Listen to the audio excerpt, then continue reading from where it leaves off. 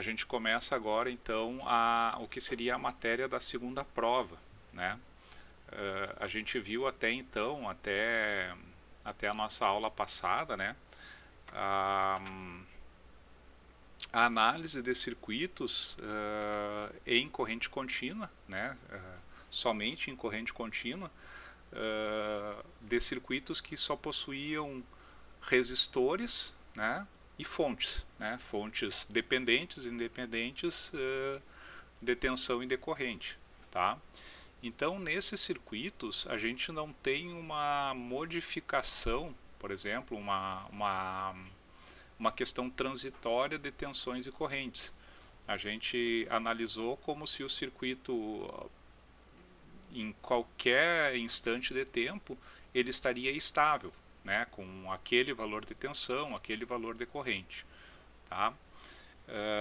Essa segunda parte da matéria, então agora tudo que a gente vai ver desde essa primeira aula até a segunda prova, né, vai estar relacionado à análise transitória de circuitos. Tá? O que seria uma análise transitória? Quer dizer que o meu circuito ele está estável num determinado ponto de operação, tá? Ou seja, tensões e correntes não estão variando, tá? E num determinado momento, num instante, se modifica um interruptor, ou se usa uma função degrau, tá? Qualquer coisa pode modificar assim a condição de um circuito, né? Imagina lá um circuito com duas fontes, eu desconecto uma fonte, tá? Daí tudo vai modificar, né? Todas as tensões, todas as correntes vão modificar. Se o circuito ele possuísse só fontes e resistores, a gente não teria transitório nenhum, tá? Porque tanto a tensão, as variações de tensão e de corrente nos resistores, elas são instantâneas, tá? Ou seja, se a tensão tem um degrau, a corrente vai ser exatamente igual, o formato vai ser exatamente igual. Mas a gente tem esses dois elementos que a gente vai ver na aula de hoje, que são os capacitores e indutores, que eles são elementos que não consomem energia, tá? Ou seja, eles não dissipam energia, eles simplesmente acumulam a energia, tá? E além disso, a gente vai ver que a modificação das variáveis de tensão e de corrente nesses elementos, tá? Ou seja, nos capacitores e nos indutores, elas não são instantâneas, tá? Ou seja, eu vou ter uma variação no tempo até estabilizar a tensão e a corrente nesses elementos. Essa variação no tempo, tá? Daquele momento em que ele estava estável até o momento em que ele vai estabilizar novamente, isso aí é o que eu chamo de transitório de um circuito, certo? E toda a segunda parte da matéria, tá? Tudo que a gente vai ver agora até a prova, se chama análise transitória de circuitos, tá? Então o que a gente vai fazer, a gente vai analisar como que se comportam esses circuitos quando eles possuem essas modificações no funcionamento deles e quando eles tiverem capacitores e indutores nesse circuito, tá bom? Então, antes de mais nada, né, a gente vai ter que estudar o capacitor e o indutor, tá? O capacitor e o indutor eles são elementos de circuito, tá? Vocês devem estar lembrados lá eu não sei se foi na nossa primeira ou na nossa segunda aula, em que eu introduzi os elementos de circuitos, né, que seriam os resistores, as fontes de tensão, fonte de corrente, independente e também as dependentes, né? E as fontes eram então os elementos ativos dos circuitos e eu comentei que a gente tinha os elementos passivos, né, que eram os resistores, que a gente viu, e também os capacitores e indutores. Mas a gente não viu esses elementos lá na primeira aula da matéria, porque a gente ia passar metade do semestre sem ver nada sobre ele, tá? e daí agora, depois da primeira prova, é quando eles realmente entram. Tá? Então, por isso que a gente deixou essa parte para ver agora, porque daí vocês já vão ver os elementos e a partir da próxima aula já vão estar aplicando esses conceitos, né, na resolução de circuitos. Tá? Lembrando, tá, pessoal, que qualquer dúvida aí peçam para falar, tá? Qualquer coisa perguntem, certo? Porque agora a gente vai falar aí de coisas bem práticas, tá? Porque esses são os principais elementos de circuitos, tá? Que não necessariamente vão ser só para essa matéria, tá? Mas para qualquer circuito elétrico ou eletrônico vai estar composto de indutores e capacitores. Então é bem importante que vocês entendam o funcionamento, o comportamento desses elementos, tá bom? Então, essa seria a nossa unidade 5, né? Que ela é denominada elementos armazenadores de energia. Tá? Por que são armazenadores? Como eu comentei antes, né? Capacitores e indutores, eles não dissipam energia, mas eles armazenam. Tá? Então, a gente pode pensar assim que eles armazenam durante um instante, em outro instante eles podem devolver para o circuito, tá bom? Então esses elementos, né, eles são elementos passivos que armazenam energia para liberar posteriormente, tá? No caso dos indutores, a energia ela é armazenada no campo magnético do indutor, tá? Então, para que haja uma energia armazenada no indutor, eu preciso ter uma corrente circulando pelo indutor, tá? Porque eu só tenho campo magnético quando eu tiver corrente elétrica circulando, tá? E no caso dos capacitores, a energia ela é armazenada no campo elétrico dos capacitores, tá? Então a energia no capacitor ela é armazenada na forma de tensão, certo? Então isso aí vocês já têm que começar a fazer essa associação, tá? Um indutor carregado ele tem uma corrente circulando por ele e um capacitor carregado ele tem uma tensão nos terminais dele, tá? A gente vai começar, bom, aqui seria ainda a introdução, né? A gente, como eu tinha comentado antes, né, que até agora, né, até a prova que vocês fizeram na, na, na, antes da virada do ano ali, né, a gente tinha analisado só circuitos que eles continham como elemento passivo apenas os resistores, tá? E então a gente vai ver agora as características dos capacitores e dos indutores, né? Como eu falei, eles têm essa característica de armazenar energia ao invés de dissipar, tá? Vocês podem ver aqui no slide, né? Alguns tipos de indutores, tá? E alguns tipos de capacitores também, tá? Não são todos, né? Mas eu vou explicar, depois que eu explicar o princípio de funcionamento de cada um deles, eu vou explicar esses aspectos construtivos aqui desses elementos, tá? Começando então, pessoal, pelos capacitores. Tá? A gente vai ver primeiro, nesse nosso item 5.2, a gente vai falar sobre capacitores e no 5.3 sobre indutores. Tá? Como eu falei, né, a gente está num semestre um pouco apertado, geralmente eu faço isso em 2 aulas, mas eu dei uma condensada aqui para a gente poder ver em uma aula só os 2 elementos. Tá? Então, o capacitor, né, como falei anteriormente para vocês, ele é construído de forma a armazenar energia no campo elétrico. Tá? Então, construtivamente, né, eu preciso ter 2 placas condutoras, tá? Vocês podem ver na figura aí, né, seriam essas placas aqui mostradas, né, que elas não se encostam, tá? Elas têm uma determinada separação entre elas, tá? Então, e essa separação é chamada de dielétrico, né? Então, no meio dessas placas, né, entre as placas, a gente vai ter um campo elétrico armazenado, tá? Que vai ser a energia armazenada do capacitor.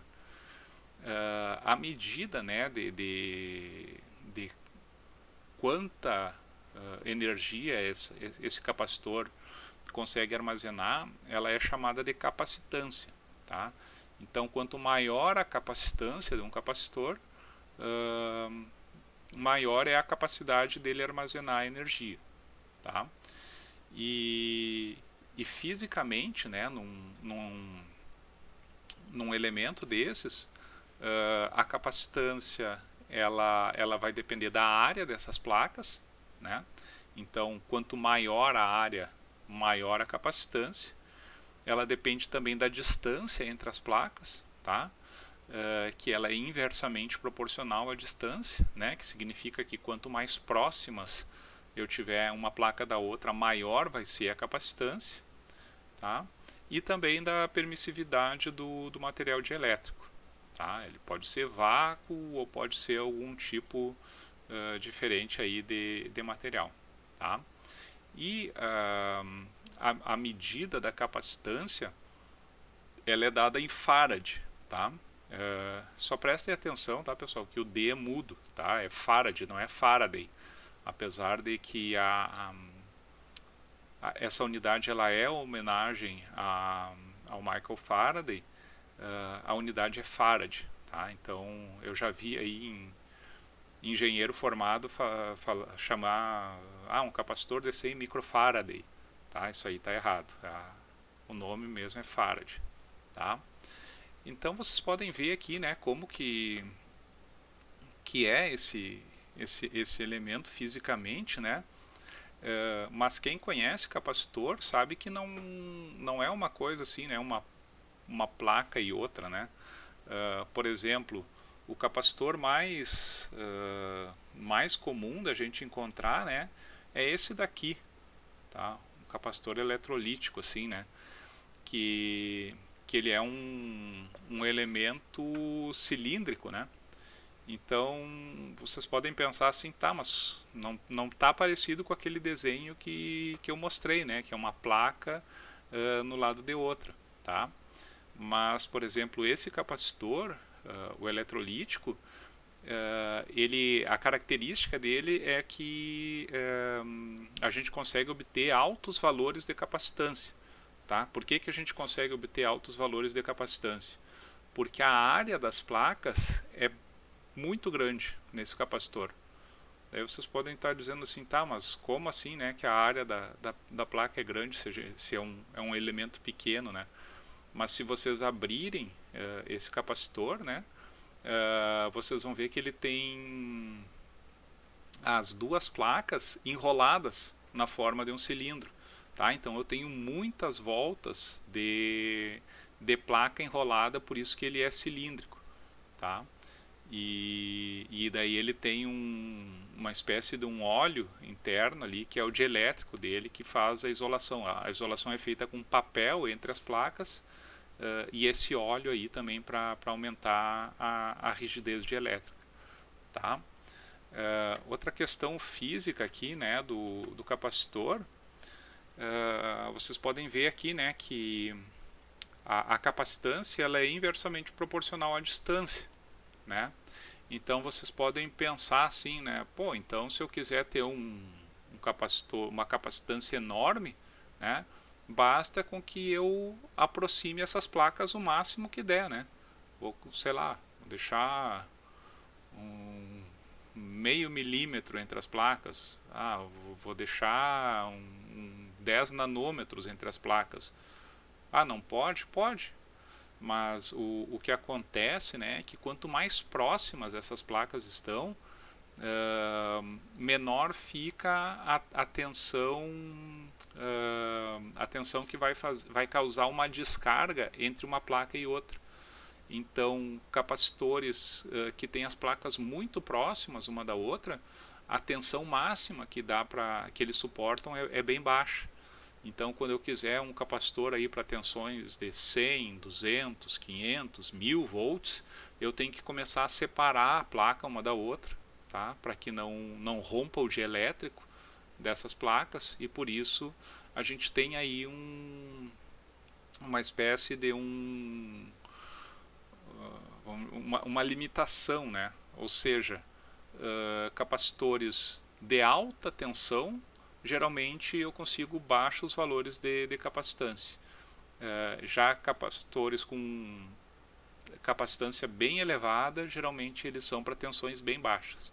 Tá? Então, é basicamente por causa disso, né? Porque a capacitância é inversamente proporcional à distância, mas também a tensão de ruptura, né, do dielétrico, ela é diretamente proporcional à distância. Tá bom? Qualquer dúvida aí vão perguntando, tá, pessoal?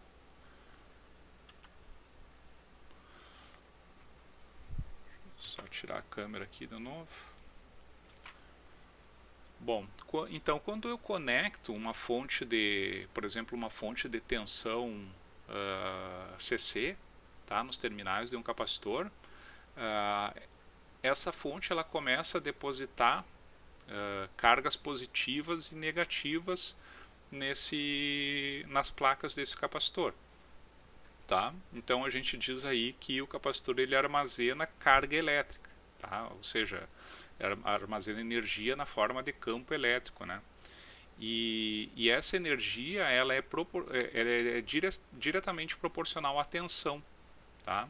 Então o que eu chamo de capacitância ela é uma constante de proporcionalidade entre a carga armazenada e a tensão do capacitor, tá? Dado por essa equação aqui, tá? Ou seja, a carga é a capacitância vezes a tensão, tá? Então ela é uma constante, né? Ela é constante de proporcionalidade entre carga e tensão, tá? E fisicamente, né, a gente sabe que a corrente elétrica, né, a corrente, ela corresponde ao fluxo de carga por unidade de tempo, tá? Isso aí a gente viu lá na primeira aula da disciplina, né? Eu sei que corrente é variação de carga por tempo, né? Então, como eu tenho aqui que a carga é capacitância vezes tensão, né? Eu substituo esse termo aqui no lugar do Q, né? E eu passo a ter que a corrente num capacitor, tá? Ela é dada pela capacitância vezes a derivada da tensão, tá?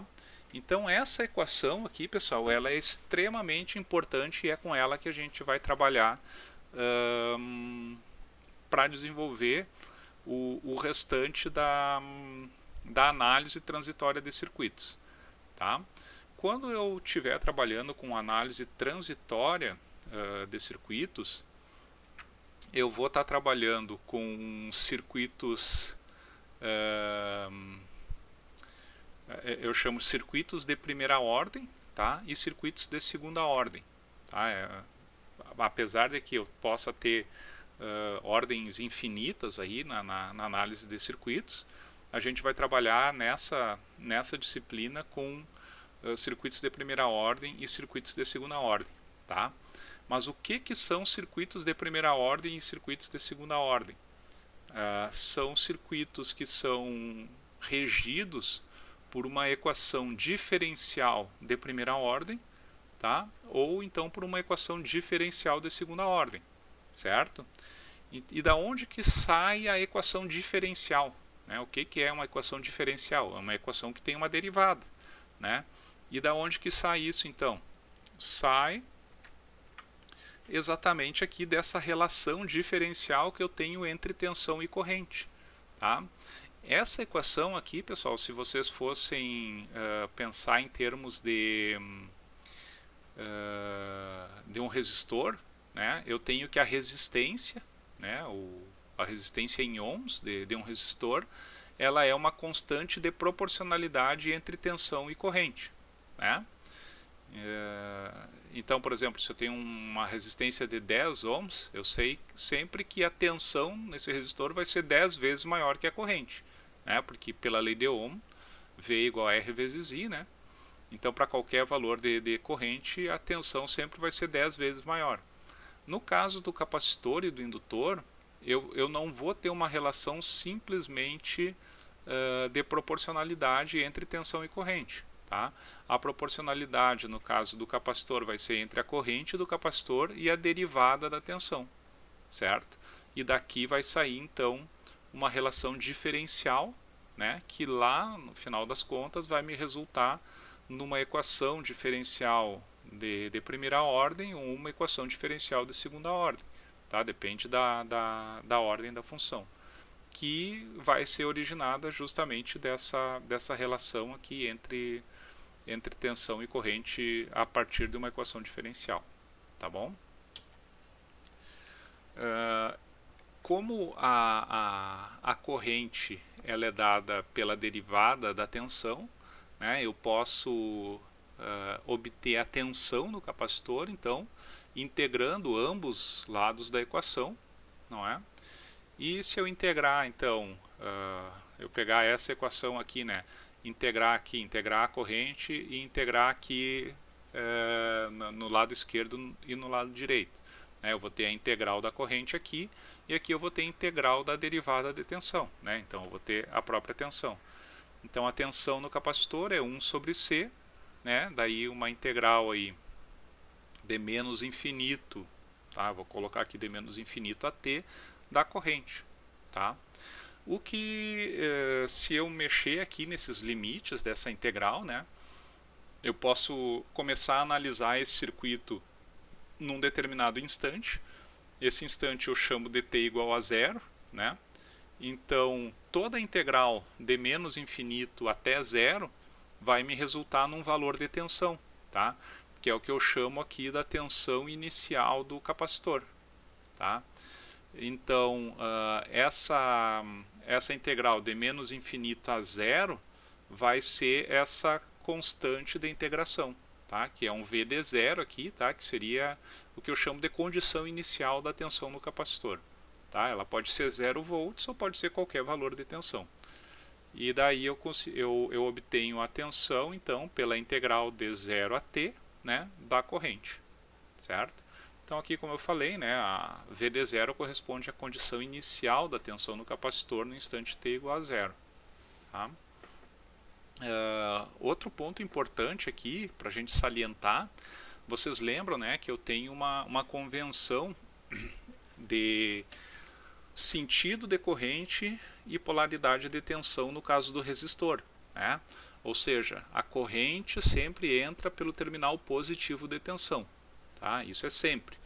E é importante que a gente saiba que essa convenção também é válida para capacitores e também é válida para indutores, tá? Então, sempre num capacitor e no indutor, a corrente vai estar entrando pelo terminal positivo de tensão, tá? Não esqueçam disso. E no caso, a energia armazenada, né, nesse capacitor, geralmente a gente não calcula energia, mas só para que vocês saibam, né? Ela é medida em joules, tá? E vai depender da capacitância e da tensão, da seguinte maneira. Então, a energia é 1/2 da capacitância vezes a tensão ao quadrado. Tá? Então, por exemplo, lembra aquilo que eu comentei com vocês, né, que num capacitor de alta capacitância eu consigo ter uma maior tensão no capacitor, né? Então, quanto maior a tensão que eu tiver armazenado no capacitor, mesmo que a capacitância seja baixa, a energia é diretamente proporcional à tensão ao quadrado, tá? Então eu tenho aqui, vamos dizer, outra vez que analisar essa questão, né, de que quanto menor a capacitância, menor seria a energia. Por outro lado, eu posso ter uma tensão maior, né, que vai aumentar a energia, tá? Então eu não posso dizer diretamente que um capacitor tem uma maior ou menor energia armazenada só pela capacitância ou só pela tensão, tá? Eu preciso saber esses dois valores aqui para calcular a energia armazenada no capacitor, tá? Alguma dúvida até aqui, pessoal?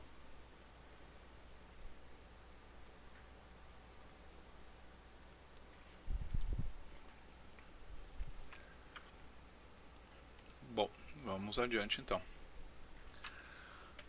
A gente vai ver agora então as propriedades dos capacitores, tá? O que seriam essas propriedades? Elas vão derivar diretamente, né, dessa relação que eu tenho entre tensão e corrente no capacitor, tá? Ou seja, que a corrente é C vezes a derivada da tensão, né, e a tensão é 1 sobre C vezes a integral da corrente, mais um valor inicial, né?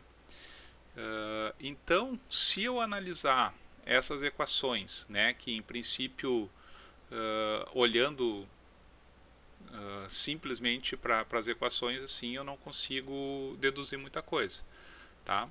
Mas se a gente for pensar o que significa uma derivada de tensão, tá?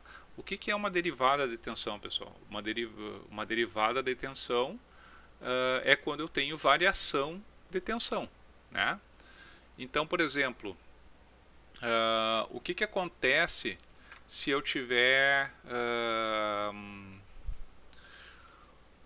uma corrente contínua aplicada, eu digo uma tensão contínua aplicada num capacitor, tá? Se ele está carregado lá com 10 volts e essa tensão não está variando.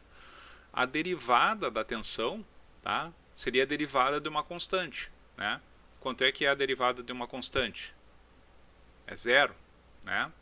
Então eu só vou ter corrente circulando no meu capacitor se houver variação de tensão sobre ele, tá? Se a tensão sobre o capacitor for constante, a corrente vai ser igual a zero, tá? Isso aí então significa, pessoal, que o meu capacitor ele é um circuito aberto em corrente contínua, tá? Quando o meu circuito estiver estável, como a gente vai trabalhar em circuitos 1, né, só com corrente contínua, né? Então, eu só vou ter corrente circulando num capacitor só no momento transitório, tá? Ou seja, só quando eu estiver variando a tensão sobre o meu capacitor, tá? Quando ele estiver estável, tá? Vamos dizer assim, o meu circuito teve a variação, ele estabilizou. Quando o capacitor estabilizar, ele vai ser como um circuito aberto, tá? Então vocês já podem pensar, né, que para calcular a tensão num capacitor que estiver estável, eu vou ter que calcular a tensão em um circuito aberto, tá? Então eu vou ter que ver em que ponto do circuito que ele está conectado e calcular a tensão naqueles dois pontos, tá bom? Outro ponto importante, pessoal, que a gente tem aqui que resulta, né, das equações é que a tensão no capacitor ela não pode variar instantaneamente, tá? Porque para eu ter uma variação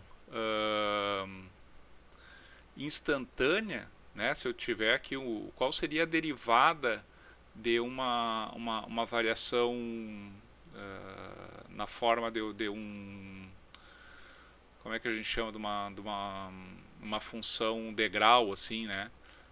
Seria infinito, né? Então, para eu ter uma variação instantânea de tensão, eu precisaria de uma corrente infinita, tá? E isso aí não é fisicamente possível, tá? Então, pessoal, isso aqui é uma coisa extremamente importante que vocês saibam, tá? É que a tensão num capacitor não varia instantaneamente, tá? Então, por exemplo, por mais que eu tenha vamos dizer, uma chave fechando num circuito, né, que vai mudar a configuração daquele circuito, a tensão sobre o capacitor ela não vai ter uma mudança do tipo instantânea, né? Ou seja, ele sai de 0 volts e vai para 10 volts instantaneamente. Isso aí não acontece. Eu vou ter uma variação, tá? Que ela pode ser uma variação tipo uma função de primeira ordem, tá? Ou uma variação do tipo de uma função de segunda ordem, tá? Que vai depender aí se eu estiver trabalhando com circuitos de primeira ordem ou segunda ordem. mas nunca vai ser instantânea essa variação, tá?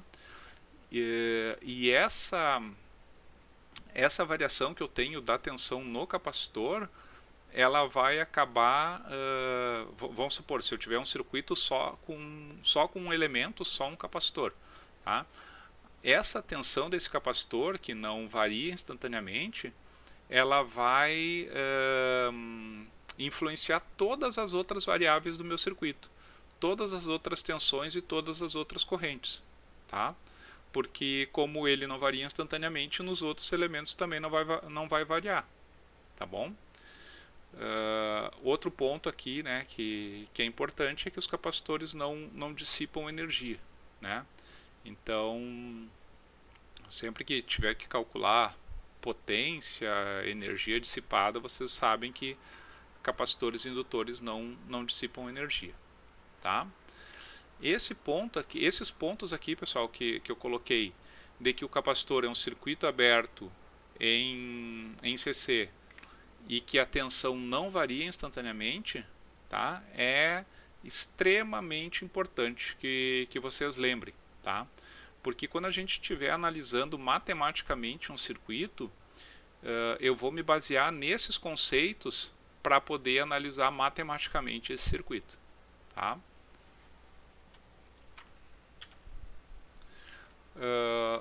Outro ponto aqui, né, que é importante que a gente saiba, é quando a gente associa capacitores em série em paralelo, né? Então vocês lembram que a associação de resistores em série paralelo, a gente obteve as equações lá da análise pelas leis de Kirchhoff, né?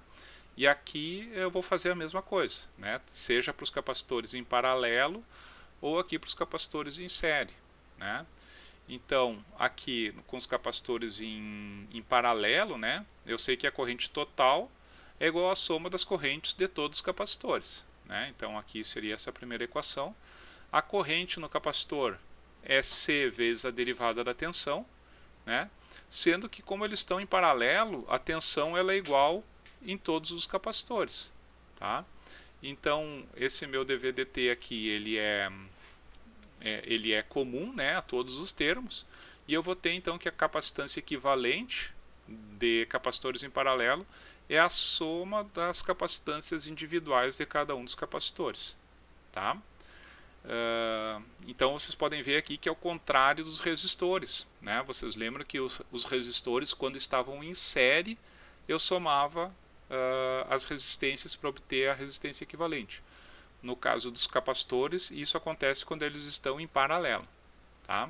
E aqui, quando estão em série, né, eu sei que a tensão total aplicada a esse conjunto série de capacitores é a soma das tensões de cada um dos capacitores, né? E a tensão, então, é 1 sobre C, né, vezes a integral da corrente. Então, eu posso obter aqui que 1 sobre a capacitância equivalente é igual a soma dos inversos de cada uma das capacitâncias, tá? Então essa aqui é a mesma equação aquela para resistências em paralelo, né? Mas ela se aplica aos capacitores no caso de capacitores em série, tá?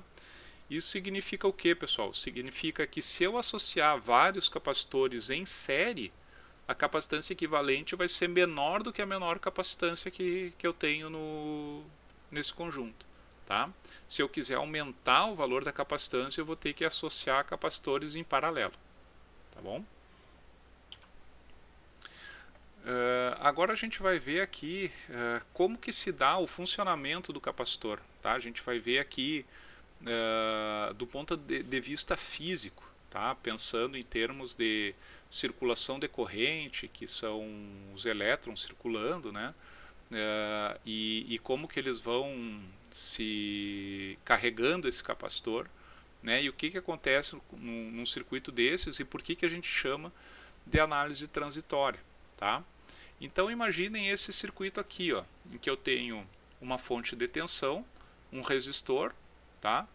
E uma chave que vai estar aberta e ela fecha aqui no que eu chamo T igual a zero, Tá? O meu t igual a zero sempre vai ser o instante que eu aplico uma mudança na configuração daquele circuito e começo a analisar o transitório a partir daquele instante. Tá?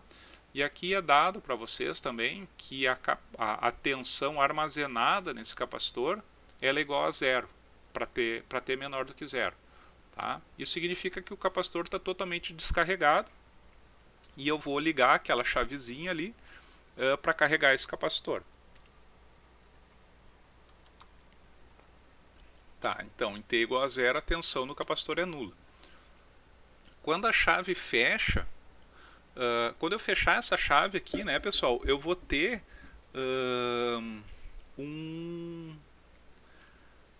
uma mudança na configuração do meu circuito. E eu vou ter uma malha, né? Eu vou ter aqui vamos dizer, uma malha que eu posso aplicar a lei das tensões de Kirchhoff, né? Então, o que acontece, né? Eu expliquei para vocês que a tensão num capacitor ela não pode variar instantaneamente, tá? Então aqui vai entrar um outro ponto muito importante. Quando eu falo t igual a zero, né, eu estou falando do instante em que muda a configuração do meu circuito. Tá? Vai ter dois termos muito comuns que a gente vai analisar, que vocês já devem ter analisado isso em cálculo, alguma dessas disciplinas do básico, tá? Que é o instante t igual a zero menos e o instante t igual a zero mais. Tá? Vocês viram isso?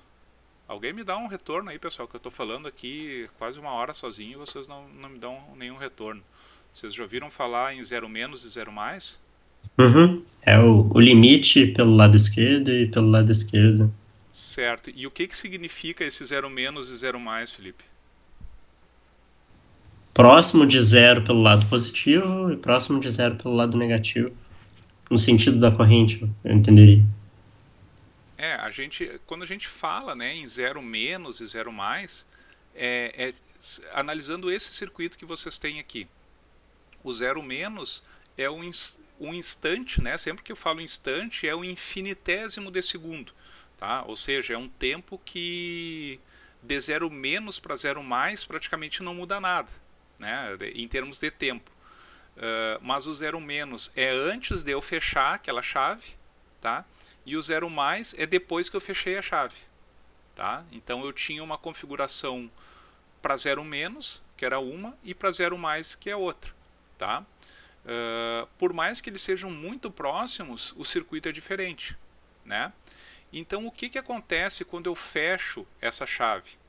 Aí eu tenho que começar a analisar aquilo que eu expliquei para vocês, que é as propriedades do capacitor. Tá?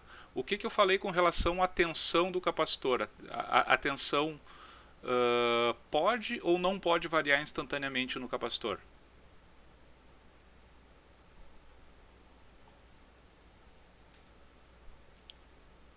Alguém responde além do Felipe, hein? Não pode, professor.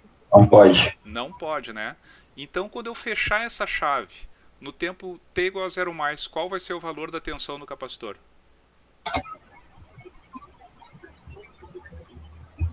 O mesmo da fonte? Não, mas olha ali o VCD0, o que foi dito no começo ali da Ele análise. vai ser zero, vai estar carregando depois disso. VCD0 é zero.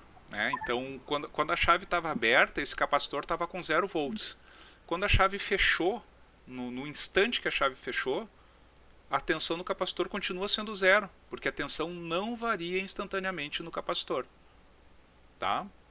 Vocês têm que pensar assim, ó, a tensão no capacitor o capacitor ele é uma mula para a tensão, ele é teimoso, tá? Ele não vai se mexer instantaneamente. Vocês vão ter que chegar e empurrar ele, puxar e ele vai se mexendo devagarinho, tá? Então, olha só nesse circuito aqui, nesse instante que eu fechar a chave, eu tenho uma tensão Vs, tá? Uma tensão ali pode ser, imaginem, 100 volts. Tá? E daí, essa tensão vai se dividir entre o resistor e o capacitor. Né?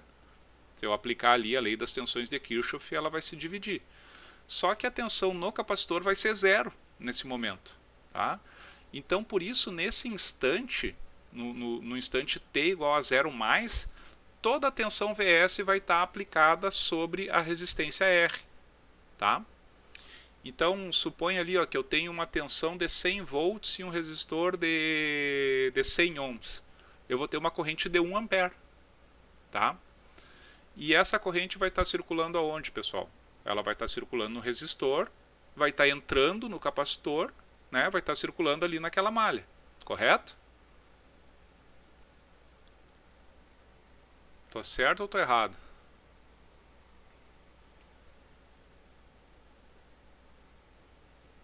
Vitor, me ajuda, hein? Tá certo? Não, mas logo que tu fecha a chave, ele ainda vai se comportar como um circuito aberto, não? Não, isso aí que eu quero que vocês interajam, tá? Para que vocês entendam bem.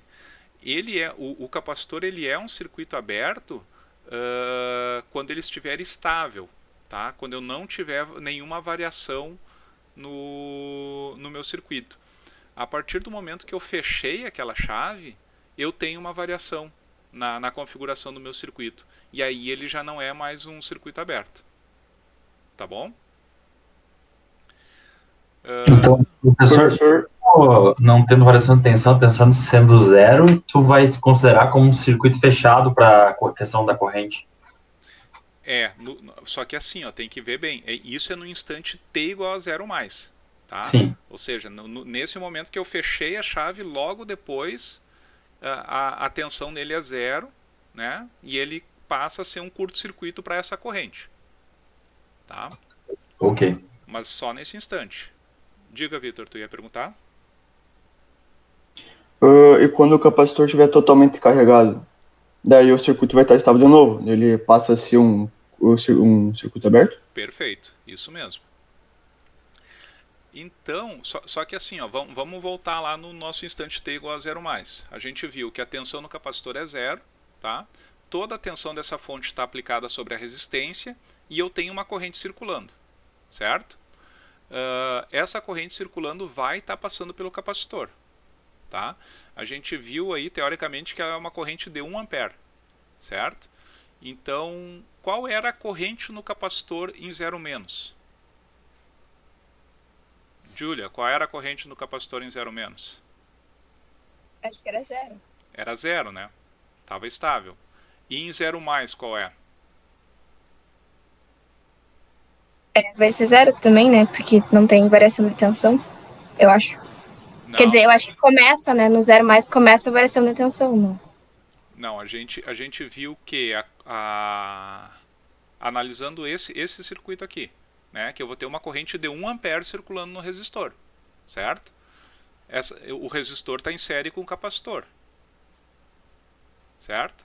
Então a corrente no capacitor vai ser 1 ampere. Certo, Julia? Tá, tô processando aqui, mas acho que sim.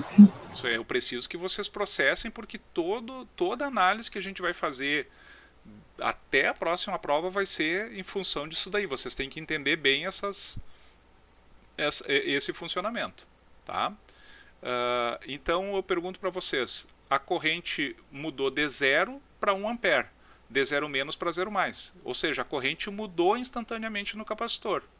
Isso pode? Pode. Pode. Pode. A corrente pode mudar instantaneamente no capacitor, mas a tensão não. Certo? Então isso é importantíssimo que vocês entendam, tá, pessoal? Bom, vamos voltar aqui então nessa análise.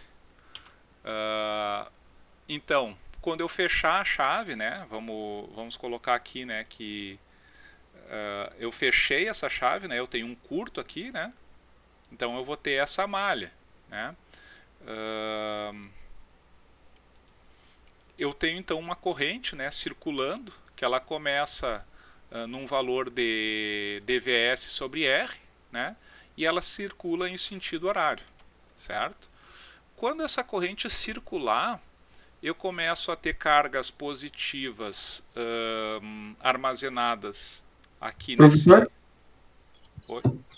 Oi, desculpa interromper, tá? Mas ainda voltando no zero mais, por exemplo, nesse exemplo dos 100 volts ali na tensão VS, Uhum. no zero mais, o capacitor vai ter um pouquinho de tensão, tipo, vai começar a ter a tensão, como não é instantâneo, ele não vai ter o 100, né? Não, ele vai ter zero, tá? Porque a gente imagina assim, ó, que em zero mais é a mesma coisa que zero, Ah, tá. tá?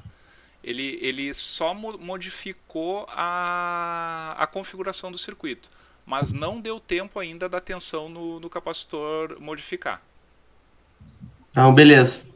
tá? E daí, então, nesse ponto, né, quando a gente fechar a chave, eu vou ter uma corrente circulando aqui, certo? E eu começo a armazenar, digamos, tá? Pense no sentido convencional da corrente, tá, pessoal? Que seria uma corrente positiva, né? Ou seja, uma corrente composta de cargas positivas, né? Então eu começo a armazenar cargas positivas nesse lado e cargas negativas nesse lado aqui do capacitor, certo? Com isso, então, né, eu começo a armazenar uma tensão, né, a partir do momento que essa corrente começa a circular, a tensão no meu capacitor começa a aumentar, tá? E o que acontece com a tensão aqui, pessoal? Então, vamos chamar aqui uma tensão de VR aqui, tá? Que é a tensão que está fazendo movimentar essa corrente I. O que acontece com essa tensão VR à medida que aumenta a tensão no capacitor? Diminui? Vai diminuindo, né? Então a corrente que começou com um valor em T igual a 0 mais de 1 ampere, ela começa a diminuir, né? À medida que vai aumentando a tensão no capacitor, tá? E até quando que isso aí vai acontecer, pessoal? Até o capacitor estabilizar. E ele vai estabilizar com que valor de tensão? 100 volts. Com os 100 volts, com a tensão igual ao VS. Que daí a minha corrente vai igual a zero, né? Porque quando o meu capacitor se carregar com uma tensão de 100 volts, né, sendo que a minha fonte é 100 volts, eu tenho 0 volts aqui em cima do resistor. E daí a minha corrente passa a ser igual a zero. Tá? Então, esse processo ele se repete, né, esse processo aí de armazenamento de cargas, né, até que a tensão no capacitor seja igual à tensão da fonte. Então, isso aqui é o que acontece, né, com a tensão do meu capacitor, né? Ele começa se carregando rapidamente, né? Porque ele começa a ser carregado com uma corrente alta, né? E daí, à medida que ele vai se carregando, né, vai diminuindo a diferença de potencial sobre o resistor R, né, vai diminuindo o valor da corrente. Com isso, a taxa de subida dessa tensão ela vai diminuindo, né? Ela acaba tendo uma característica exponencial, né? E ele vai estabilizar no valor da tensão igual à tensão da fonte. Tá, pessoal? Conseguiram entender bem aqui o processo ou ficou alguma dúvida?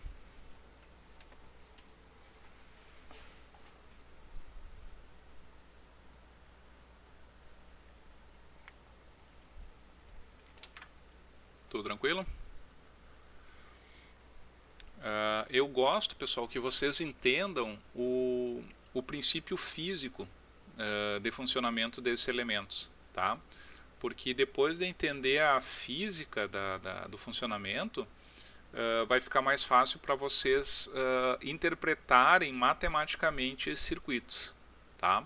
Porque vai ficar muito difícil vocês saírem aplicando análise de malhas, análise nodal, tudo mais, sem entender o que acontece fisicamente nesse processo aqui de quando eu tenho um capacitor, quando eu tenho um indutor, tá bom? Então, não fiquem com dúvidas, tá? Me perguntem. Bom, aqui tem alguns exemplos, tá, de capacitores comerciais, certo?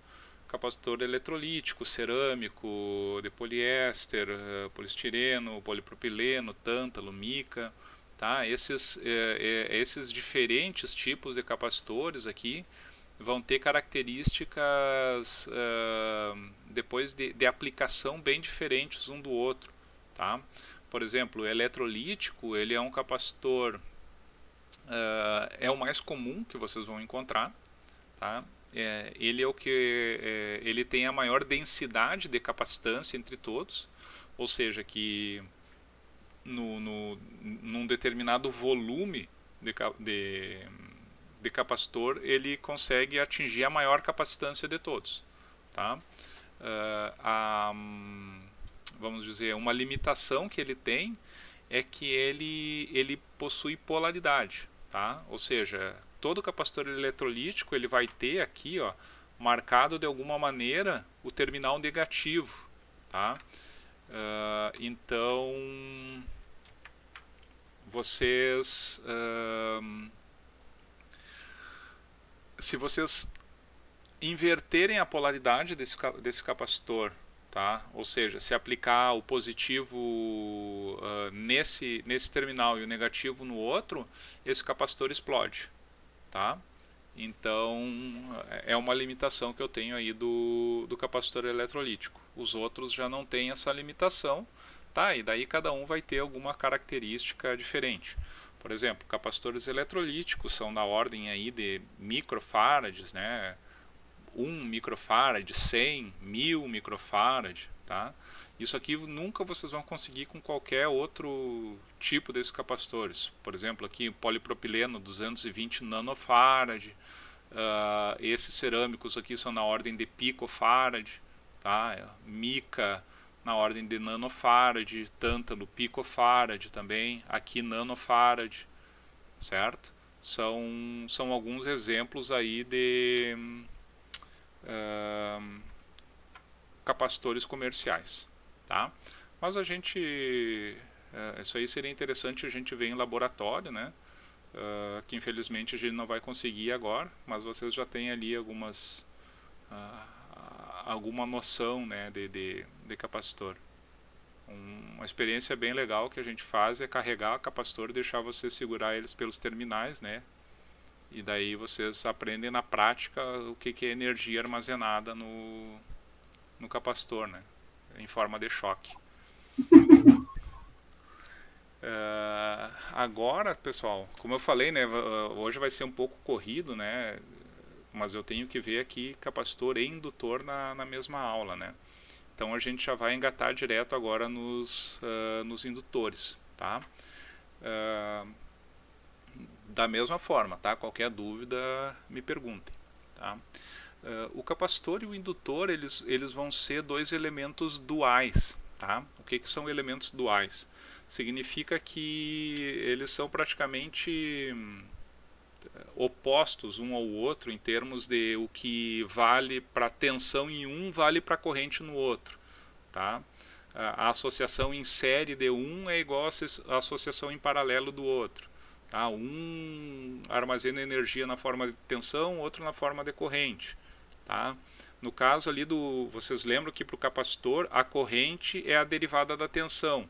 No caso do indutor a tensão vai ser a derivada da corrente. Tá? Então vocês já podem ter noção aí que ele vai ser bem dual mesmo, né, ao capacitor. Tá? Então o indutor ele é um elemento passivo, né, que ele é construído para armazenar energia no campo magnético. Tá? Construtivamente, eu posso fazer esse indutor só um fio, tá? Um fio que possui uma corrente circulando, tá? Um fio, um condutor. Tá? Se vocês pegarem aí aqui o cabo do meu fone aqui com uma corrente circulando, eu vou ter um campo magnético em volta desse cabo, né? Isso aí vocês viram lá em eletromagnetismo, tá? O que acontece é que essa energia ela é muito pequena, né? Ela é praticamente insignificante. Então, o que eu faço nesse elemento para conseguir armazenar mais energia? Primeiramente, eu pego esse fio e enrolo ele na forma de espiras, né? Eu aumento, então, a capacidade, né, dele armazenar essa energia, e eu organizo as linhas de fluxo, tá?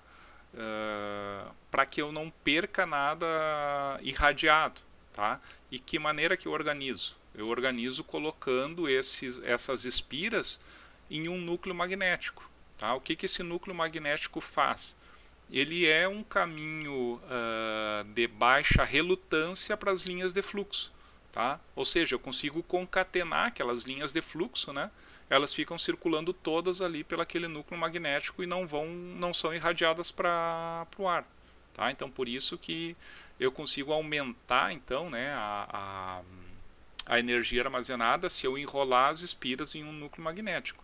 Apesar de que um condutor percorrido por corrente tem um campo magnético em volta dele e consequentemente tem uma energia, essa energia só vai ser relevante, né, a partir do momento que eu pegar esse condutor, fazer várias espiras e concatenar as linhas de fluxo dele, tá? Então, por isso que construtivamente, geralmente eu tenho um núcleo magnético, né, para concatenar o fluxo. A gente precisa entender também que para que eu tenha energia armazenada no indutor, eu preciso ter corrente circulando. Tá? Vocês lembram lá que no caso do meu capacitor, né, quando ele chegou lá no ponto que ele se carregou, né, quando ele carregou, a tensão, né, vamos pegar aqui, voltar aqui aquele circuitinho, né, a tensão no capacitor ficou igual à tensão da fonte e a corrente nele é igual a zero, né? Quando ele ficou totalmente carregado, eu não tenho mais corrente, mas ele tinha energia armazenada, né, na tensão entre as suas placas, tá? Então a corrente era zero e eu tinha tensão, tá? Agora no caso do indutor eu preciso ter corrente circulando, certo? Apesar de que não preciso ter tensão, tá? Então, como eu preciso de corrente circulando, a gente pode dizer que ele armazena energia cinética, né? Energia de movimento de elétrons. E a energia do capacitor ela é potencial, né? Porque é na forma de uma tensão armazenada, uma diferença de potencial. Então, né, quando eu tenho isso aqui que eu vou comentar com vocês, né, vocês já devem ter visto em eletromagnetismo, tá? Eu parto do princípio de que vocês já viram isso, certo? Então, se vocês não viram, vocês já tiveram eletromag ou estão tendo? A gente está vendo agora, só. Estão vendo agora. Mas já viram lei de Faraday? Não. Não? Não, tá meio atrasado, na verdade. Porque É eu que- deu aula no primeiro semestre. Meu pai do céu. Bom, então vão aprender comigo. Depois vão aprender com o professor. Tá, mas não tem problema, porque o que tem das leis de eletromag eu vou revisar aqui. E não vai ser a bruxaria pior da eletromag. Vocês vão ver coisas bem piores ainda em eletromag, tá? Então não se preocupem. Não se preocupem com circuitos, né? Se preocupem com o eletromag. Então, pessoal, quando eu tenho uma corrente circulando, tá? Nas bobinas do indutor, eu vou ter linhas de fluxo magnético sendo geradas, tá? Se vocês não viram aí ainda em eletromag, né? Se eu tenho aquele condutor de cima ali, né? Eu coloco é a regra da mão direita, tá, pessoal? Pode parecer aí que é a esquerda para vocês, mas deve ser efeito da câmera.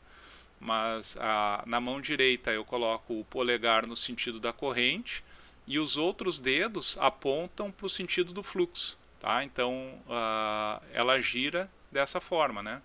Então olha ali na figura de cima, né? Eu tenho a corrente circulando e as linhas de fluxo vamos dizer, a corrente está reta ali, né, e as linhas de fluxo circulares em volta desse condutor, né, dado por essa regra da mão direita. Então a gente pode dizer que o indutor ele armazena energia no campo magnético, que é diretamente proporcional à corrente elétrica, tá? Então aqui manipulando-se a lei de Ampère, né? A lei de Ampère é uma que vocês vão ver então em eletromag, né? Então eu consigo ter uma relação entre a indução magnética, que é o B, aquele ali, né? Em função do número de espiras que eu tenho no indutor, né? E do comprimento do condutor, tá? Assim como da corrente e do material magnético por onde circulam as linhas de fluxo, tá? De acordo com a permeabilidade magnética, o Mi, né? Então, vamos dizer, essa energia armazenada, né, ela vai depender aqui do Mi, né, que depende do material que compõe o núcleo, certo? N é o número de espiras, né, do meu indutor, né? Então, quanto mais espiras, maior vai ser a energia armazenada, tá? Também é diretamente proporcional à corrente, tá? Ou seja, quanto maior a corrente, maior a energia armazenada, né? E inversamente proporcional então ao comprimento do condutor, certo? Porque isso aqui vai estar relacionado ali também com o número de espiras, tá? Então a indução magnética ela é dada em Tesla, certo?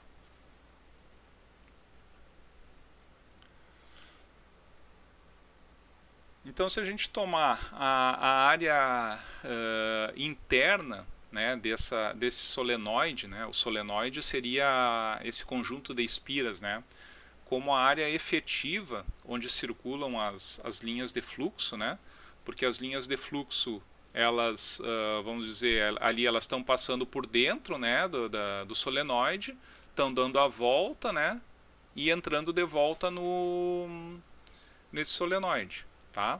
Então a gente pode dizer que a quantidade de linhas de fluxo ela está passando dentro do solenoide, né? Ela está dando a volta e está entrando no outro lado. Então a gente pode afirmar que o fluxo magnético, né, o meu φdt, é a minha indução magnética vezes essa área efetiva. Tá? Logo, se eu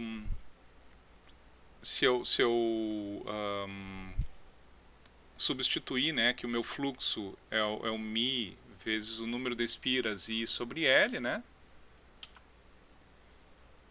eu substituo esse B lá no fluxo, né, e eu tenho agora também a lei de Faraday. Tá? Como eu falei aqui, essa minha apresentação ela estava muito relacionada a que vocês já soubessem as equações da lei de Ampère e da lei de Faraday, tá? Que são as leis básicas aí que regem os circuitos elétricos. Tá? Mas a lei de Faraday, para que vocês já possam ir adiantando aí, né, a disciplina também de eletromag, ela afirma que quando eu tenho uma variação de campo magnético em uma bobina, vai ser induzida uma tensão nos terminais dessa bobina. Tá? Então, se eu tenho vamos dizer, um condutor, tá? Um condutor que pode ser uma bobina, tá? Ou um condutor simples, e eu tiver uma variação de campo magnético em torno desse condutor, eu acabo tendo uma tensão induzida nos terminais desse condutor ou desse solenoide. Tá? E a constante que relaciona então a tensão, tá? A tensão induzida na bobina e a derivada da corrente, tá? Nessa bobina, porque aqui agora eu estou relacionando a variação de fluxo magnético com a variação de corrente elétrica. Tá? Então, se eu substituir esse meu φ-dt, né, que eu tenho aqui, nessa equação, tá, eu acabo deixando a tensão na minha bobina em função da derivada da corrente, tá? E eu tenho aqui, ó, um termo que ele é constante, tá? Esse μ vezes n ao quadrado vezes a área efetiva sobre L, ele é constante. E essa constante eu chamo de indutância, tá, pessoal? Então, a constante que relaciona a tensão e a derivada da corrente numa bobina, ela é chamada de indutância, certo?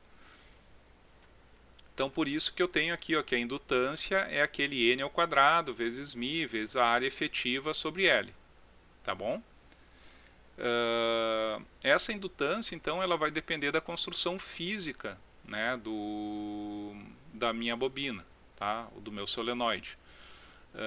Que vai depender então do número de espiras, do comprimento do condutor, né, a permeabilidade do núcleo e a área transversal dessa bobina, tá?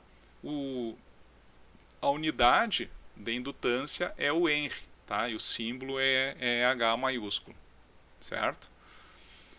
Então a permeabilidade do núcleo, né, ele vai depender do material que compõe esse núcleo, né? E o valor ele é obtido pelo produto da permeabilidade relativa do material, o μr, né, com a permeabilidade do vácuo, tá? Então a permeabilidade do vácuo ele é o nosso padrão de medida, né? E eu tenho para todos os materiais uma permeabilidade relativa, que é, vamos dizer, quão mais permeável esse material é com relação ao vácuo, tá? Então, por exemplo, aqui o ferrite é 2.000 vezes, né? Ferro-silício é 55.000 vezes, tá? Ferro comercial, ferro purificado. Aqui tem uma série de materiais que eu posso utilizar no meu núcleo magnético, tá? Mas aqui tem uma série agora de outras coisas que não, vamos dizer, vocês vão ver mais adiante no curso, tá? Por exemplo, a gente está falando aqui, né, em usar um núcleo magnético, né, que ele vai ter uma quantidade de linhas de fluxo circulando por ele, né? O que acontece com os materiais ferromagnéticos é que eles possuem uma saturação, tá? E daí essa capacidade de conseguir conduzir mais linhas de fluxo sem saturar, né, faz com que o material seja melhor. Uma outra característica, vocês podem ver aqui, ó, ferro-silício é 55.000, né, e ferrite é 2.000. Só que se vocês pegarem qualquer circuito eletrônico, os indutores vão ser feitos em ferrite, né? E vocês sabem por que a gente usa ferrite e não ferro-silício nos circuitos eletrônicos?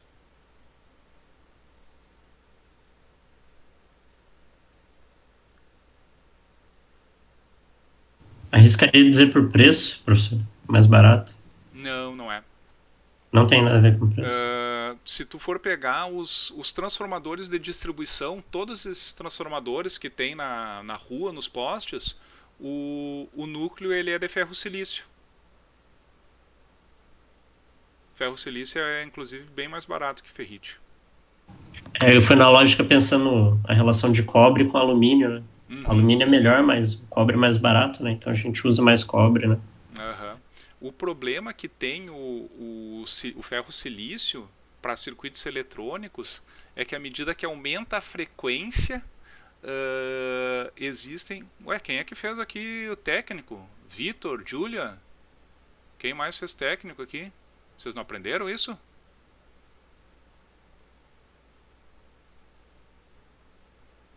Eu aprendi no técnico, hein? Foi em 94. A maioria aqui não era nascido ainda, mas eu lembro ainda. No silício, né, à medida que aumenta a frequência, existem correntes parasitas circulando dentro do núcleo.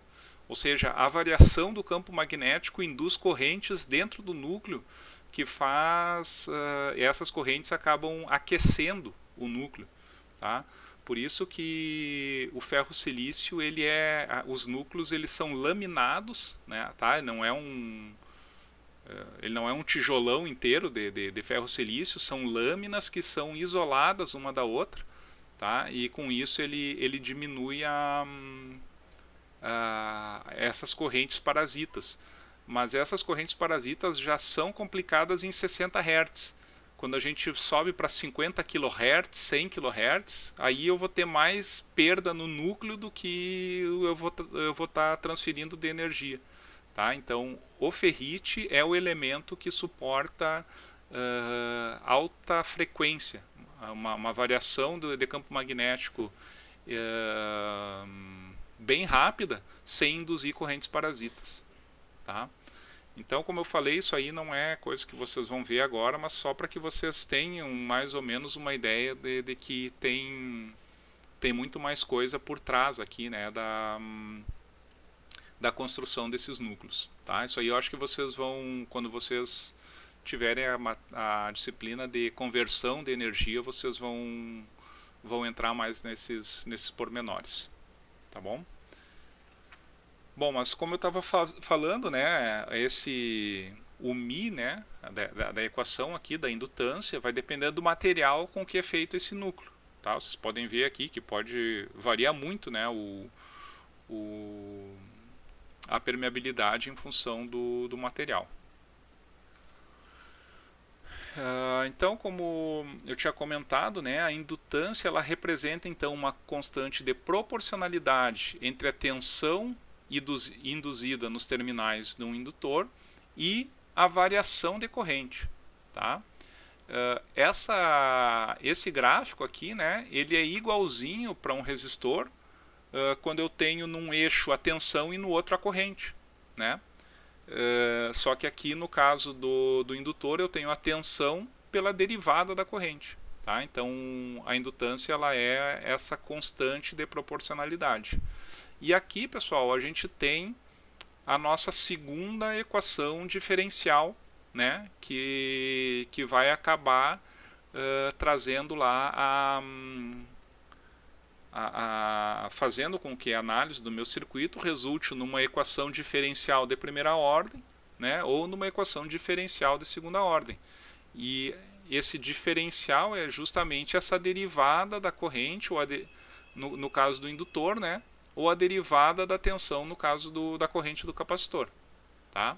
Então vocês podem ver aqui, né, que as expressões são duais. Né? Eu tinha para o capacitor que a corrente era C vezes a derivada da tensão, e no indutor a tensão é L vezes a derivada da corrente.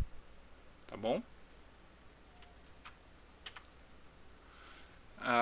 Isso aqui é o que eu comentei com vocês, né, quando a gente trabalhar em circuitos aqui, tudo vai ser linear, perfeito, tá?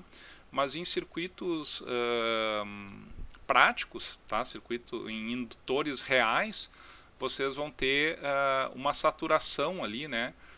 Ou seja, por mais que quando eu aumento a corrente, eu aumento a energia armazenada, vai ter um ponto em que eu vou aumentar a corrente e essa energia já não vai aumentar tanto, tá? E isso aí é o que eu chamo de curva de saturação.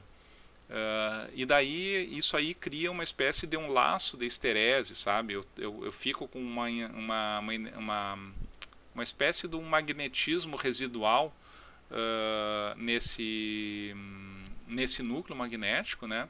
Que ele dá essa magnetização remanente que aparece aí, mas isso aí para nós não vai interessar, tá? Vocês vão ver isso aí lá em conversão de energia. Bom, da mesma forma, né, que a gente analisou lá para o capacitor, agora se eu isolar a corrente no indutor, né, eu chego na expressão que a corrente ela é 1 sobre L vezes a integral da tensão, né, mais 1I0, né, onde esse I0 corresponde à condição inicial da corrente no indutor no instante t igual a 0. Tá? Novamente aqui, né, saliento que a convenção da polaridade de tensão e sentido da corrente, ela se aplica aos indutores, né? Então vocês podem ver aqui, né, que a corrente entra pelo terminal positivo de tensão, tá bom? E a energia armazenada então no indutor, né, também é medida em joules e ela depende da indutância e da corrente, tá? Então aqui mais uma relação dual, né? Vocês lembram que a energia no capacitor era 1/2 de CV ao quadrado, tá?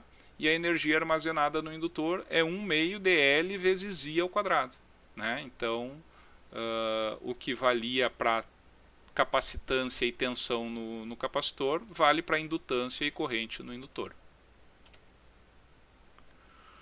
Bom, agora aqui aquelas propriedades, né, que a gente analisou para os capacitores em função dessas equações, né, que regem o funcionamento desse elemento, né, a gente tem agora, né, que a tensão no indutor é L vezes a derivada da corrente, né?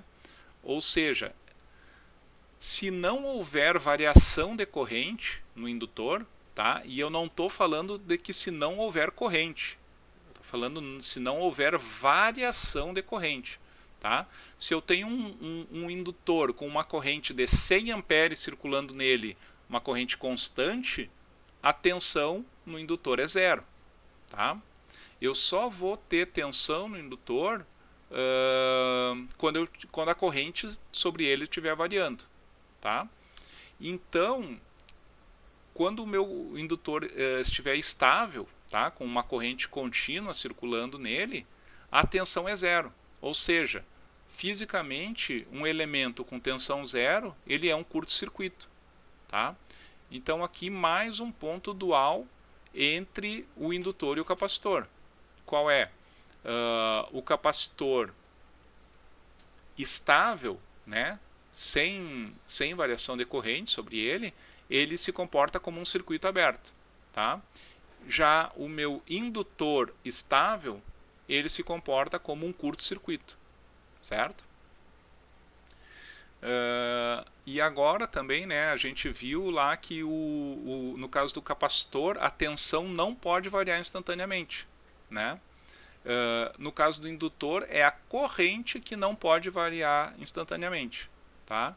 Então, lá no capacitor, corrente pode variar instantaneamente, tensão não pode variar instantaneamente. No caso do indutor, a tensão pode variar instantaneamente, mas a corrente não pode variar instantaneamente, tá? Então o capacitor, ele é aquela mula empacada para tensão e o indutor é a mula empacada para corrente, tá bom? Podem anotar no resumo de vocês aí. E também aqui, né, o indutor ele não dissipa energia, tá? Ele só armazena. Agora aqui eu tenho... Professor, Oi. mas aqui a tensão pode variar instantaneamente ou também não? A tensão pode variar instantaneamente, a corrente não. Beleza. Tá? A gente viu lá no capacitor, né, que a corrente variava instantaneamente, né? Só a tensão que não, tá? É só uma das variáveis que não pode variar instantaneamente. No caso do indutor, é a corrente que não pode variar instantaneamente, mas a tensão pode, tá? Agora aqui, no caso da associação série paralela de indutores, essa associação aqui, para eu resumir para vocês, novamente ela é dual ao caso do capacitor, né? Ou seja, o que vale para capacitor paralelo vale para indutor em série, tá? E vice-versa. Mas essa associação aqui ela é similar à associação de resistores, tá? Então vocês podem ver aqui que indutores em paralelo, eu tenho 1 sobre L equivalente igual à soma do inverso, né, de cada uma das indutâncias.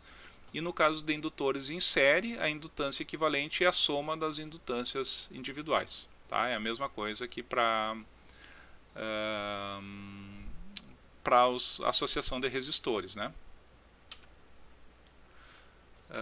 Agora, pessoal, a gente vai aqui fazer aquela mesma análise, né, que a gente fez no caso do capacitor, né, quando eu fecho aquela chave, a gente vai fazer agora para o caso do indutor. Tá? Então imaginem aqui um indutor que em t igual a zero, tá? Ou seja, em t igual a zero menos a corrente é zero, tá? E em t igual a zero eu fecho aquela chave, tá? E o que acontecia lá no caso do capacitor, pessoal? No capacitor, a tensão no capacitor, no instante t igual a zero mais, logo ali no instante que a chave fechou. Quando fechou, lembrem que a corrente era zero em t igual a zero menos e ela instantaneamente passou para 1 ampere em t igual a zero mais. Tá? Então imaginem nesse caso aqui, pessoal, o que acontece com a corrente quando eu fechar essa chave em t igual a zero mais.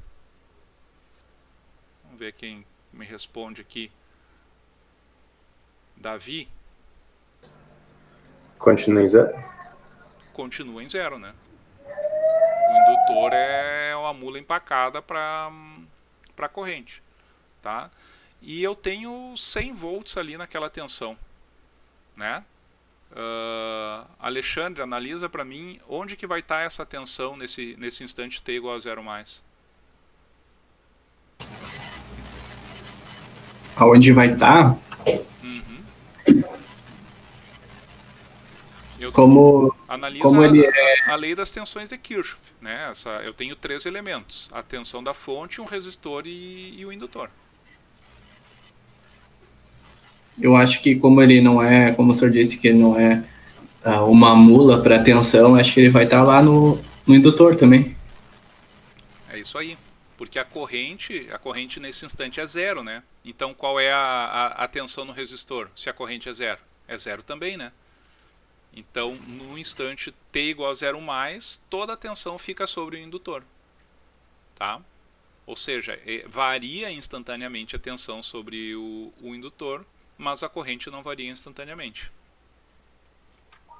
Ele tem o comportamento inverso ao capacitor, né? Perfeito. Por isso que eu chamo de comportamento dual, né? O que vale para a tensão para um, vale para a corrente para o outro. Mas é bem isso aí, eles são bem complementares ou duais, ou se quiser chamar de inverso, também pode ser inverso. Então, né, aqui a gente viu que em t igual a zero, a corrente no indutor é nula, né? Quando a chave fecha, toda a tensão da fonte é aplicada sobre o L. Tá? Então, eu começo a ter, né, se a gente analisar essa equação aqui do indutor, né? Se eu tenho uma tensão aplicada, né, sobre o meu indutor, né, eu tenho que a corrente é 1 sobre L vezes a integral da tensão, né? Supondo então, né, que a tensão aplicada sobre o indutor nesse momento é uma constante, né? Se eu fizer a integral de uma constante, eu tenho uma função rampa, né? Ou seja, a corrente começa a subir, né? Isso quando o tempo vai passando, né? Depois do t igual a zero mais, tá? Então, à medida que aumenta a corrente no indutor, vai diminuir a tensão aplicada sobre o indutor, né? Por que diminui? Porque quando aumenta a corrente no indutor, vai aumentando a queda de tensão sobre o R, né? Então essa tensão que ela era 100 volts, vamos chamar de 100 volts no instante t igual a zero mais, ela vai diminuindo com o passar do tempo, tá? E com isso, né, vai diminuindo a taxa de crescimento da corrente, tá? Então vocês podem imaginar que quando o indutor está totalmente descarregado, a corrente começa a subir bem rápido, né? E daí, à medida que vai passando o tempo, ela vai estabilizando de novo naquela forma exponencial, que é a mesma característica que a gente viu para a tensão no capacitor. Tá? Então, esse processo ele vai se repetir até que o valor da corrente no indutor seja a tensão Vs sobre R. Tá? Ou seja, quando o meu indutor estabilizar, a tensão sobre ele vai ser zero, né? O que é um indutor estável? Ele é um curto-circuito, né? Então a corrente que vai chegar nesse indutor aqui é o valor da tensão, né? O Vs, a gente disse que era 100 volts, né? Sobre R, sobre 100 ohms. Então ele vai estabilizar em 1 ampere, tá? Então aqui vocês podem ver, né, a corrente, o que acontece com a corrente e com a tensão em cima do indutor, né? A corrente vai exponencialmente também, né? Aumenta exponencialmente até Vs sobre R, e a tensão decai exponencialmente. Tá, pessoal? Aqui a gente tem agora alguns tipos, né, de indutores aqui. Nessa figura da esquerda aqui, indutores mais aplicados em eletrônica, né? Então a maioria deles aqui, o núcleo ele é de ferrite, tá? Ferrite é o material mais utilizado aí, ferrite e suas ligas, né? Quando a frequência ela é elevada, tá? Aqui acima, essa figura que está acima da outra, é um núcleo de um transformador de distribuição, tá? A gente está falando aí já de um núcleo de ferro-silício que pesa toneladas, tá? Que é para subestações ou para colocar num poste aí, né? E aqui nesse de baixo aqui, que está atrás da minha câmera, aqui vocês podem ver um indutor que ele é simplesmente uma trilha num circuito impresso sem núcleo, tá? Então a gente tem como fazer também um indutor diretamente nas trilhas aí de uma placa de circuito impresso, né? Tudo vai depender do valor da indutância que a gente precisa nesse indutor, tá? Então, pessoal, assim a gente termina aí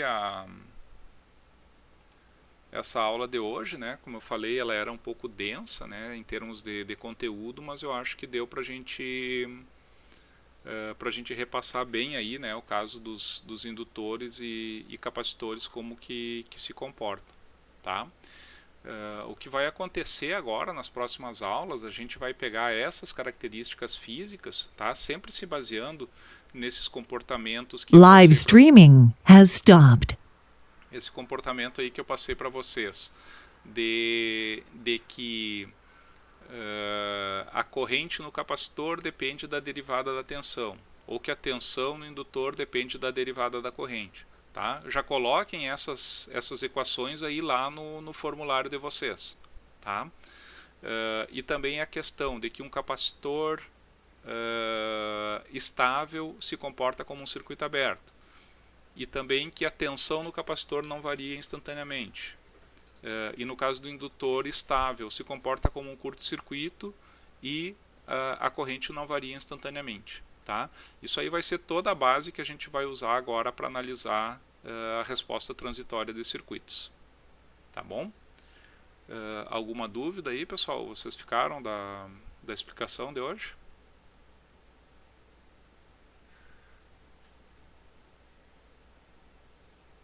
Bom, vou parar. Dessa aula não vai precisar entregar nada, porque não teve exercício no final? Sim, eu vou pedir, Pedro, que vocês façam um resumo, tá? Um resumo com essas principais características que eu passei para vocês aí, tá? Só para a gente registrar a aula e para ficar contando nota para vocês ali também, tá? Beleza.